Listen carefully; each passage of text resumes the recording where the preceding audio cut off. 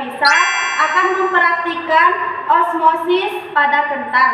Sebelum kita melakukan praktikum ini, alangkah baiknya kita tahu tujuan dari praktikum ini, yaitu tujuan praktikum ini adalah untuk membuktikan peristiwa osmosis pada kentang. Peristiwa osmosis adalah gerakan molekul pelarut yang melewati membran semipermeabel ke larutan yang lebih pekat. Tekanan osmosis sendiri yaitu tekanan yang dimiliki suatu benda untuk memperhatikan keseimbangan osmosisnya. Adapun alat yang kita gunakan yaitu pisau, wadah plastik, penggaris, dan bahan yang kita gunakan yaitu kentang yang telah diukur oleh penggaris sekitar 6 cm, air yang telah dicampur garam, dan air biasa. Sebelum melakukan praktikum ini, alangkah baiknya kita mencuci tangan sampai bersih. Lalu kita masukkan potongan masing-masing kentang ke dalam air biasa dan air garam. Lalu kita tunggu selama 20 menit. A few moments later. Dan kentang yang direndam oleh air garam akan menjadi menyusut. Yang awalnya 6 cm menjadi 5,4 cm. Dan tekstur kentang yang direndam oleh air garam cenderung akan lebih lentur dari sebelumnya.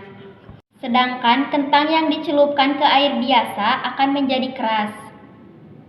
Apa terjadi peristiwa tersebut? Mari kita simak penjelasannya. Seperti yang telah kita jelaskan sebelumnya, terjadi peristiwa osmosis. Tekanan osmotik adalah perpindahan air dari larutan tipo atau lebih rendah ke larutan hiper atau lebih tinggi melalui membran semipermeabel. Peristiwa ini terjadi pada kentang yang direndam dalam larutan garam. Perpindahan air secara osmosis terjadi dari sel-sel kentang yang bersifat sibuk, kemudian keluar menuju ke larutan yang bersifat super sehingga terjadi perubahan pada kentang. Sedangkan pada kentang yang direndam pada larutan air biasa, perpindahan air secara osmosis terjadi dari air yang bersifat tipo menjadi larutan dalam sel-sel kentang yang bersifat hiper. Nah, mengingat larutan dalam kentang lebih pekat dari air suling, masuklah air suling ke dalam sel kentang.